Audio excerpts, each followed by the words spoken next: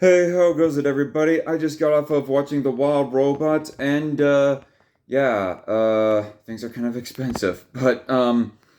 Anyway, I had some thoughts to say about The Wild Robot. Overall, it was good.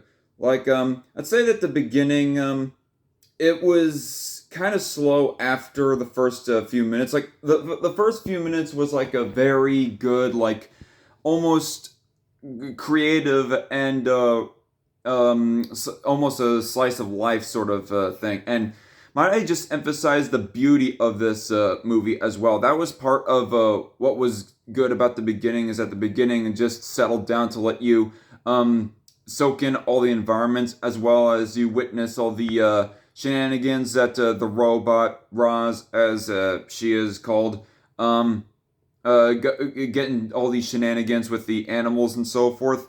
And it was a bit of a chill vibe movie almost in a creative way. Robot interacting in rather creative ways with nature and all that sort of stuff. But I want to emphasize more about the beauty of this piece.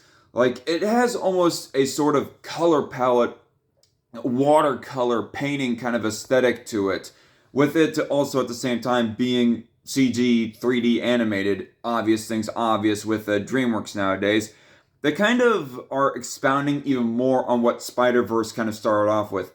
Well, actually, one could say that Spider Verse, even though that they're like the pioneers of a new way of showing 3D CG animation, they do not have exactly the same style as, say, Puss in Boots: The Last Wish or The Wild Robot, but they are still a pioneer. And honestly, if I had to like give my honest thoughts about Spider Verse, Spider Verse is just a little bit harsh on the eyes. It's pretty in its own right, and it's very creative, and I like it overall ultimately. But sometimes the Spider Verse animation style can be a bit harsh on the eyes.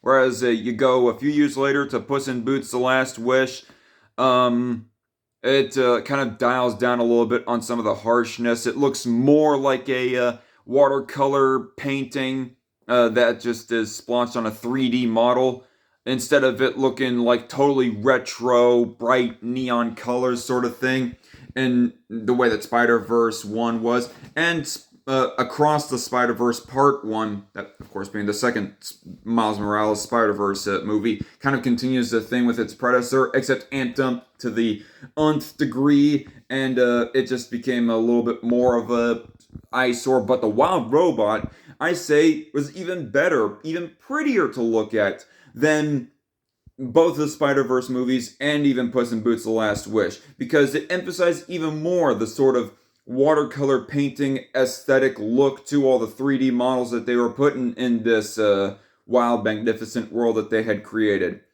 So, definitely the best part about this whole movie is the looks. Like, the characters ultimately are all pretty basic. I mean, Roz the robot, you could say, is a sort of a version of Eve from Wall-E. That's the feeling that I got watching her throughout the whole movie. Although, actually, not quite, because Eve, even though Eve is learning to become like a girlfriend to Wall-E in Wall-E, Roz has learned how to become a mother in the Wild Robot. So take your pick on which one you find more compelling. It also kind of helps that Roz, the Wild Robot, talks a little bit to show a little bit more of her personality. But still, even though that she did talk, I still could not help but think a little bit of Eve.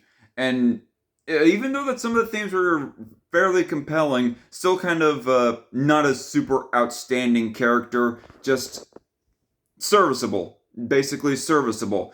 There are some characters though that I think that should have talked less though, because after about the first third of this movie was when that we get into typical annoying celebrity casted talking voice talking animal characters shtick, that kind of a stereotype with a lot of animated movies that can get kind of annoying. And one of the probably the one pinnacle example of that would have to be Think the Fox. Like, Think the Fox, at best, was like a dollar store version of Nick Wilde from Zootopia. of where he had the same similar arc of where that he was like alienated from people. He has some social struggles that he has to get over, learn how to like people. He's just a selfish sleazeball who has to, well, learn to like people and get over social his own social insecurities. Except sometimes a little bit more annoying than Nick Wilde. So yeah, I have to say, my personal opinion, Fink is probably the one of the more annoying characters, although I don't know if I dislike him or the villain more. I mean, I don't even dislike these two characters that strongly, but ultimately they were just meh overall, in my opinion. And speaking of the villain, um, I'm not going to refrain from spoilers here, or I'm going to try to refrain from talking about big time spoilers, but just to cover some of the basics here, the villain's name is Vantra and arrives way too late in the movie. Like, DreamWorks has generally always been known to show their villains rather early-ish in the movies. I mean, they've had like a few twist villains, and I guess How to Train Your Dragon, the first one, is a bit of an exception to the rule. It's considered to be a great movie, and I don't disagree, despite of how late the villain is. And the villain isn't even that great, and the villain is just a big mother dragon that's just shown at the end of the movie. But anyway, the fact that we did not get to see Vantra like interact with the other characters, be evil, and all that stuff, just kind of makes it a little bit underwhelming of a selling point as far as villains go with DreamWorks here. I mean, this is definitely a serviceable villain. It was definitely uh, it definitely made you want the villain to be defeated with of how that she had the personality basically of an overly fake call representative that always puts on a fake smile while at the same time speaking in such a devious way about what all that she's going to do, in which her mission, by the way, is to retrieve back Roz, as you'll eventually see as you get more towards the end of the movie.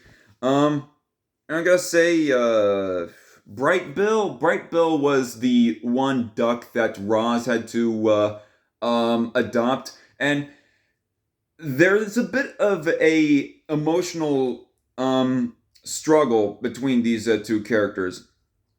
Because obvious things obvious. I mean, it's a robot adopting a duck, so obviously there was going to be some conflict that the duck is like going to find out you're not my real mom or some kind of stuff like that. And I think that they kind of front loaded that bit of character arc, that bit of emotional turmoil between these two characters a little bit too early in the movie, so therefore it turns out to be a little bit of a whimper as far as the emotional core of this movie, that being a mom and son having to get along with each other, to put it in short.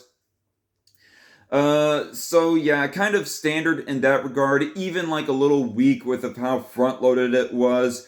I'm not so sure of how that it could have been done better, but maybe it's something to talk about on live stream in further. And I do gotta say that the ending climax, um, there is a bit of an ending climax battle, but at the same time, they undo what the goal was with that ending battle right there. That ending battle was to be so that Roz would not be retrieved ultimately by the I can't even remember what the corporation's name was. Universal Standards, Universal Components, whatever. The basically the evil futuristic corporation. The evil futuristic corporation is coming to retrieve Roz. Then they have a big battle with Vantra, who is like the lead liaison um of the corporation and all of her minion robots.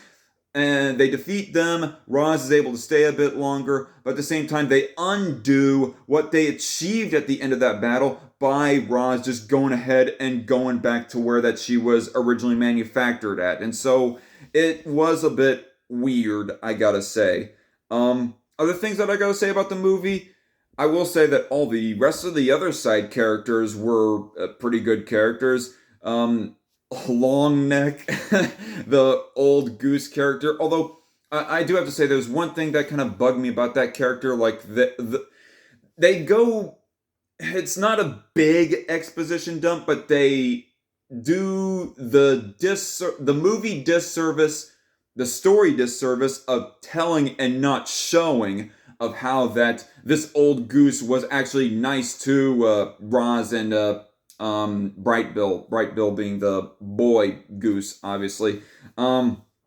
They did not show, I don't recall them like showing any scenes explicitly of this old goose being nice to Roz and Bright Bill, but no, there's just some later conversation of where that Roz tells rather than shows that, oh, this old goose was actually fairly respectable to our main protagonists.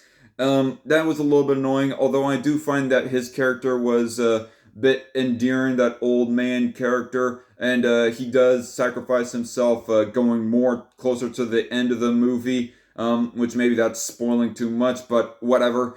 And also the bear, voiced by Mark Hamill, was a kind of a cool character. The beaver was a cool character.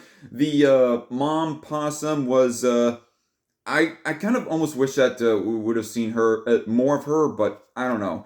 I guess she serviced the story in the way that she needed to. Probably did not need to be on screen for much longer than what she actually did. But yeah, gotta say, all the rest of the side characters fairly good. The story is just not as compelling as some of the stronger ones of DreamWorks lineup, like Kung Fu Panda 2 or the How to Train Your Dragon movies, or Shrek 1, 2, or 4, and not as much as Puss in Boots: The Last Wish. So, my overall rating, I have to say 7 out of 10. I wanted to like The Wild Robot more than I ended up doing, but there was just a little bit of story weakness, and there was some annoyances with the characters on occasion, sprinkled throughout the movie, that just kind of drug it down a little bit for me.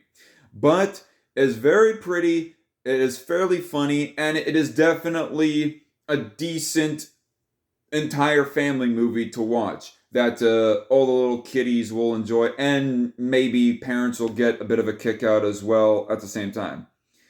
Anyway, I am Zach of Dark Con Entertainment. Thank you all for watching my video, and see y'all later, and God bless.